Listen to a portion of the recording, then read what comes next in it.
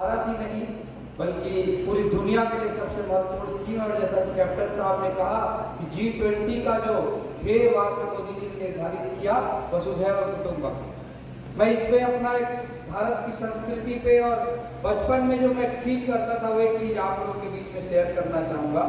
बचपन में हमारे घर में बहुत सारे लोगों के घरों में लगी रहती थी और हमारे घर में भी एक फोटो लगी थी एल्बम के साथ। उसमें भगवान शिव थे और उनके साथ पार्वती जी बैठी हुई थी। कैलाश पर्वत का दृश्य था और उसमें एक साइड में गणेश जी को छोटे रूप में और दूसरे साइड में कार्तिकेय जी जो दोनों उनके पुत्र हैं दोनों की फोटो थी। तो मैं उसमें देखता था और बचपन में मैं अपने दादाजी से पूछता था कि एक साइड में शिव जी का वाहन बैल बैठा रहता था और दूसरे साइड में पार्वती जी का वाहन शेर बैठा रहता था। दूसरी तरफ मैं देखता था कि गणेश जी का वाहन चूहा रहता था, उसी के बगल में शंकर जी के गले में सांप लपेटाया रहता था और उसी के बगल में कार्तिकेय जी का जो वाहन है मोर रहता था। तो मैं पूछता था अपने दादाजी को कि बैल को तो शेर खा जाता है, चूहा को तो सांप खा जाता है और सांप को तो मोर खा जाता है, तो आखिर ये लोग एक साथ कैसे हैं? तो मेरे दादाजी बोलते थे यही भारत की संस्कृति है बेटा, यही भारत की संस्कृति है। एक दूसरे को खा जाने वाले लोगों को भी हम एक साथ रख सकते हैं। तो ये भारत की संस्कृति है जिसमें चूहा भी, सांप भी, मोर भी, बैल भी, शेर भी एक साथ रह सकते हैं। दुनिया कहती है जियो और जीने दो, भारत कहता है जियो और जीवन दो। ये भारत की संस्कृति है।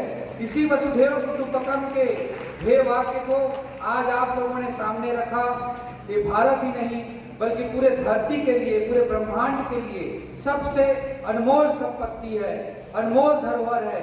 जब पूरा पश्चिम प्रकृति के शोषण के आधार पर विकास का मॉडल खड़ा करता है, औद्योगिकरण का जो मॉडल है वो पूरी तरह से प्रकृति के शोषण पर आधारित मॉडल है।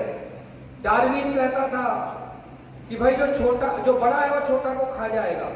हमारी संस्कृति कहती कि ऐसा नहीं, सब लोग एक साथ एग्जिस्ट कर सकते हैं। और जब हम पश्चिम का अंधानुकरण करेंगे तो ग्रीन हाउस इफेक्ट भी का प्रॉब्लम भी पैदा होगा, ओजोन लेयर का डिके भी होगा। थोड़े दिन बाद हम सस्टेनेबल डेवलपमेंट की बात करने लगेंगे और पूरी धरती और पूरे ब्रह्मांड और पूरी मानव जाति और सारे पृथ्वी के एग्जिस्टेंस पर संकट पैदा हो जाएगा। तो this is most important concept जिसको आज आप लोगों ने सामने लाया।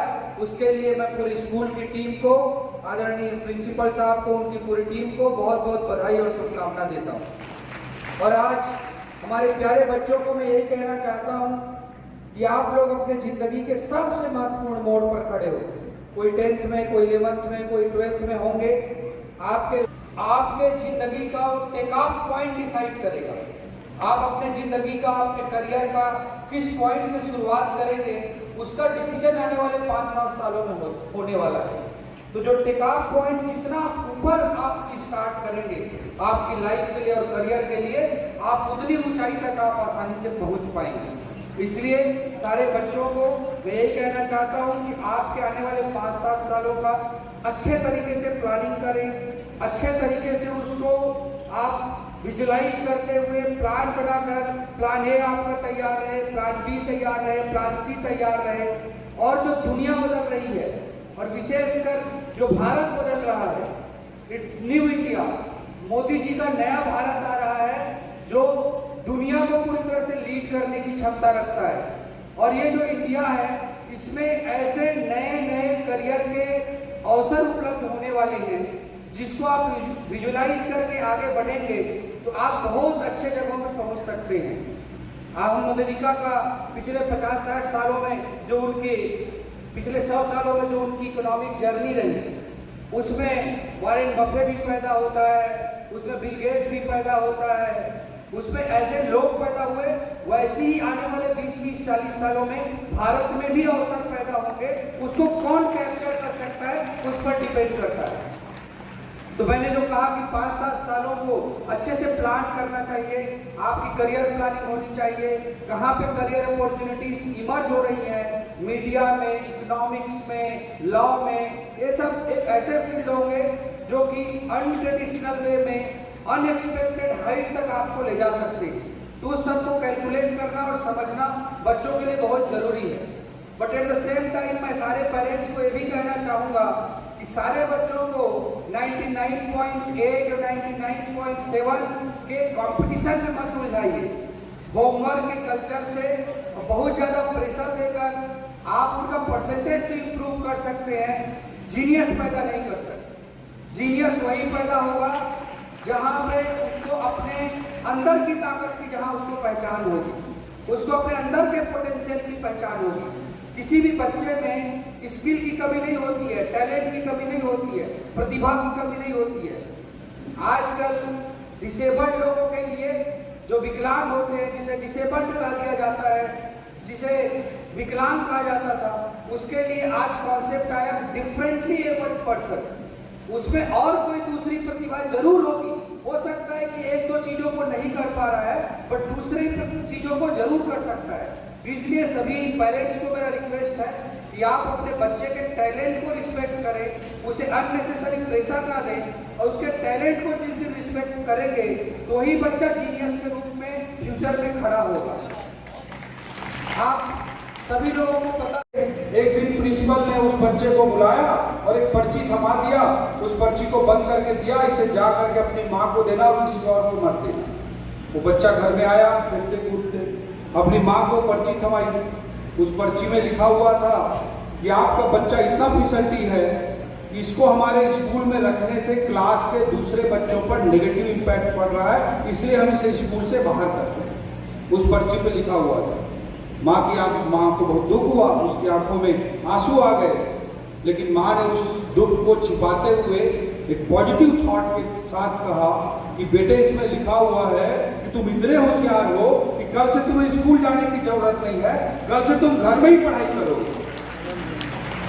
उस बच्चे की होम स्कूलिंग हुई, वही बच्चा बड़ा होकर थॉमस अल्वा एडिसन बना, जिसने बल्ब का आविष्कार किया और पूरी दुनिया को उजाला करने का काम किया। तो ये ताकत होती है कि हम किसी के टैलेंट को रिस्पेक्ट करें, एक पॉजिटिव थॉट के साथ उसको रिस्पेक्ट करें, तो ऐसी प्रतिभाएं हमेशा जन्म लेती हैं। और बच्चों को मैं यही कहना चाहूँगा कि आप अपने अंदर एक जुनून पैदा करिए, अपने सपने के लिए जुनून पैदा करिए, अपने पैशन को अपना प्रोफेशन बनाइए। जिस दिन अपने पैशन को अपना प्रोफेशन बना लेंगे, दुनिया की कोई ताकत आपको आगे बढ़ने से नहीं रोक सकती है। जब तक आपके लाइफ में कठिनाइयां नहीं आएंगी, आप मजबूत नहीं बन सकते, और जब तक आप मजबूत नहीं बनेंगे तो बड़े सक्सेस के लिए, बड़े एफर्ट्स लगाने के लिए आप कभी तैयार नहीं हो पाएंगे। तो मनोज के लाइफ को मैंने देखा बहुत करीब से, कितना स्ट्रगल उस इंसान ने किया, और तो स्ट्रगल से कभी उसको झेल के कि भगवान ने क्यों मेरे साथ ऐसा किया है। जरा सा भी कुछ होता है हम सोचने लगता है, अरे मेरे साथ ऐसा क्यों, इस तरह का थॉट आता है। जब भी हमारे लाइफ में कठिनाई आए, हमको उसे वेलकम करना चाहिए, ईश्वर को धन्यवाद देना चाहिए कि धन्यवाद भगवान, आपने मुझे कठिनाई दी है, इसका मैं सामना करके मजबूत बन के उभरूंगा और बड़ी सफलता के लिए आप मुझे तैयार कर रहे हैं, उसके लिए आपको मैं धन्यवाद देना चाहता हूँ। इस तरह का आपको थॉट रखना चाहिए। सुपर 30 मूवी बनी आनंद जी के ऊपर, he is also very close friend of mine. Hrithik Roshan ने आनंद जी का रोल प्ले करते हुए कहा है कि इनने अपने लिए खूब चिकने सड़क बनाए और हमारे रास्ते में गड्ढे ही गड्ढे छोड़ दिए, यही वो सबसे बड़ी गलती कर दी है कि हमको छलांग लगाना सिखा दिया। जिस दिन समय आएगा, सबसे बड़ा और सबसे लंबा छलांग हम ही मारेंगे। तो इस सोच के साथ हमारे बच्चों को आगे बढ़ना चाहिए, यही मैं आज मैसेज देना चाहता हूँ। इंडिया बहुत तेजी से बदल रहा है, बहुत तेजी से ग्रो कर रहा है। ट्रेडिशनल जो हमारी करियर को लेकर के सोच हुआ करती थी, उससे हमको बदलने की जरूरत है। मैं 2 साल अपनी स्टूडेंट लाइफ का इसी भिलाई शहर में रहा हूँ, प्राइवेट टाइप ग्रेजुएशन करता था, और मैं देखता था उस समय लोग बोलते थे यहाँ पर कि सूरज कहाँ से उगता है, तो पूरब से। पूरब में क्या है, तो भिलाई स्टील प्लांट है, तो मेरे बच्चे को IIT ही जाना चाहिए, अगर नहीं जा पाया तो उसका जीवन भी व्यर्थ और मेरा जीवन भी व्यर्थ, ऐसे पेरेंट्स सोचते थे। सूरज कहाँ डूबता है, तो पश्चिम में क्या है, तो सेक्टर 9 का हॉस्पिटल है। तो सारे पेरेंट्स सोचते थे कि मेरा बच्चा अगर एम्स में नहीं जा पाया, MBBS नहीं कर पाया, तो मेरा जीवन भी व्यर्थ है और बच्चे का भी जीवन व्यर्थ है। इस सोच के साथ हमने बहुत सारे बचपन मारे हैं। हमने इस सोच के साथ बहुत सारे बचपन को Albert Einstein, Thomas Alva Edison और विराट कोहली बनने से रोका है। इस क्राइम को मत करिएगा। पेरेंट्स को मैं यही कहना चाहता हूँ, आप अपने बच्चे के टैलेंट को रिस्पेक्ट करिए, वो बहुत बड़ा आदमी बनेगा, बहुत जीनियस बनेगा। मैं अपने लाइफ के एक्सपीरियंस पर ये कह रहा हूँ, कोई चीज मायने नहीं रखती है अगर आपका थॉट प्रोसेस सॉलिड है, अगर आपका थॉट प्रोसेस पॉजिटिव है, तो दुनिया की कोई ताकत आपको अचीव करने से नहीं रोक सकती। तो हर सक्सेस आपका कदम चूमने आएगी। जब इसीलिए जो थॉट है कि कामयाबी के पीछे मत भागो, काबिलियत के पीछे भागो, कामयाबी को झक मार के पैर चूमने आएगी। इस सोच के साथ आप लाइफ को जिए, जीवन हमेशा आगे आपको अच्छा से आगे बढ़ाएगी। ये वर्ल्ड, आज की जो दुनिया है, ये नॉलेज बेस्ड सोसाइटी है, ज्ञान आधारित समाज है। आज का जो भारत है उसमें भी नॉलेज बेस्ड सोसाइटी का ही रूप है। आप दुनिया के 100 रिचेस्ट लोगों की सूची उठाकर देख लीजिए, उसमें आपको ऐसा नहीं मिलेगा कि किसी के 4 पीढ़ी से उद्योगपति थे, उसके दादा परदादा, तब आज वो दुनिया का रिचेस्ट पर्सन बना, ऐसा आपको नहीं मिलेगा। कैप्टन साहब लोगों ने बहुत बड़ी सफलता अर्जित की अपने लाइफ में, सारे ब्रदर्स मिल करके। उन्होंने कोई अपने इसी जनरेशन में सफलता अर्जित की। दुनिया के रिचेस्ट लोगों की सूची आप उठाकर देख लीजिए, किसी ने भी कोई इनोवेशन किया होगा, कोई आउट ऑफ बॉक्स थिंकिंग की होगी, और उसमें से ज्यादातर अपनी स्कूल और कॉलेज के बैक बेंचर्स होंगे, स्कूल और कॉलेज के ड्रॉप आउट्स होंगे।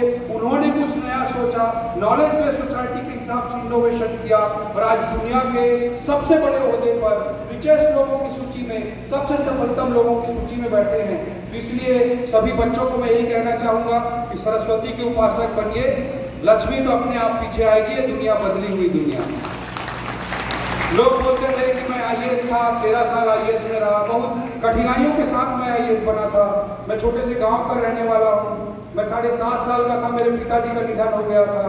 स्कूल में टीचर थे, मेरी माँ 4वीं क्लास पढ़ी हुई है। मैं 12th क्लास तक ऐसे स्कूलों में पढ़ाई किया हूँ जहाँ ना फिजिक्स का लेक्चर होता था, ना मैथ्स का, ना फिजिक्स का, ना केमिस्ट्री का, ना बायो का, ना हिंदी का। एक लेक्चर था हमारे स्कूल में अंग्रेजी का, और पूरे साल भर में मैथ्स की 4 क्लास ली थी जब हम 12th क्लास पढ़ते थे। ऐसे परिस्थितियों से मैं बाहर आया, उन परिस्थितियों से निकला, और इन सब से कोई फर्क नहीं पड़ता है अगर हम पॉजिटिव थिंकिंग के साथ लाइफ में आगे बढ़ते हैं। ये सब कोई मायने नहीं रखता है। मैं आईएएस में रहा, 13 साल आईएएस की जर्नी रही। मैंने बहुत अच्छे तरीके से जो कुछ बेस्ट हो सकता था छत्तीसगढ़ के हमारे लोगों के लिए मैंने काम किया। 13 साल की जर्नी के बाद मैंने रियलाइज किया कि भारत के लोकतंत्र में, इंडियन डेमोक्रेसी में सबसे इंपॉर्टेंट अगर कोई चीज है तो पॉलिटिक्स है। पॉलिटिक्स को हम लाइक करते हैं, डिसलाइक करते हैं, कोई लव करता है, कोई हेट करता है। उसमें चैलेंजेस बहुत है, प्रॉब्लम बहुत है, टांग खिंचाई बहुत है। तो उसके कारण लगता है जिसका लाइफ ठीक ठाक चलता रहता है कि मैं कहीं इस पचड़े में पड़ूं। हम हर एक की सोच यही रहते तो नाली है, कीचड़ है, गंदा है, इस तरह की बात बोलते हैं। मेरे को चाणक्य का एक स्टेटमेंट हमेशा कुरेदता रहता था, अच्छे लोगों के राजनीति में भाग नहीं लेने का पहला दुष्परिणाम होता है कि बुरे लोग अच्छे लोगों पर शासन करने लगते हैं। तो मैंने सोचा कि भाई इस चैलेंज को एक्सेप्ट करना चाहिए, और उस चैलेंज को मैंने एक्सेप्ट किया। 5 साल में पूरे हमारे पॉलिटिकल जर्नी के हिसाब से, लोगों के हिसाब से, लोगों को लगता है कि एक बड़ा खराब टाइम चल रहा है, तो बट दैट वाज नॉट बड़ा खराब टाइम। ऐसा कुछ नहीं होता है। उस लाइफ को मैंने बहुत इंजॉय किया, बहुत कुछ सीखने को मिला, मुझे बहुत कुछ परिपक्वता आई, विनम्रता आई, बहुत कुछ आया। उन 5 सालों ने मुझे बहुत कुछ सिखाया, बहुत कुछ दिया। I really love that 5 years। उसको भी मैं उतना ही प्यार करता हूँ जितने सफलता के साल होते हैं। और सरस्वती के उपासक होने का कई सारा लाभ मिला। मैं इंडियन स्टॉक मार्केट के पोटेंशियल को पहले ही पढ़ता था, समझता था, उसको खुद के लाइफ में एक्सपेरिमेंट किया, और जितनी सैलरी सरकार मुझे आईएएस में देती थी उससे अब 4 गुना 5 गुना मैं इनकम टैक्स देता हूँ भारत सरकार को, स्टॉक मार्केट के थ्रू काम करके। This is power of knowledge. आपको अगर नॉलेज है तो आपको किसी के सामने लाइफ में हाथ फैलाने की जरूरत नहीं है। इसलिए सारे बच्चों को मैं कहना चाहता हूँ, आप सरस्वती के उपासक बनिए। सभी लोगों को मेरी शुभकामनाएं हैं कि आप सब लोगों को लाइफ में इतनी ऊंचाई मिले। या सभी बच्चे जो आप सिग्नेचर करते होंगे वो एक महज सिग्नेचर कहलाता होगा। मेरी सबको शुभकामना है कि आज से 10 साल बाद आप सब लोगों का सिग्नेचर ऑटोग्राफ बन जाए। यही शुभकामनाओं के साथ सबसे बात को समाप्त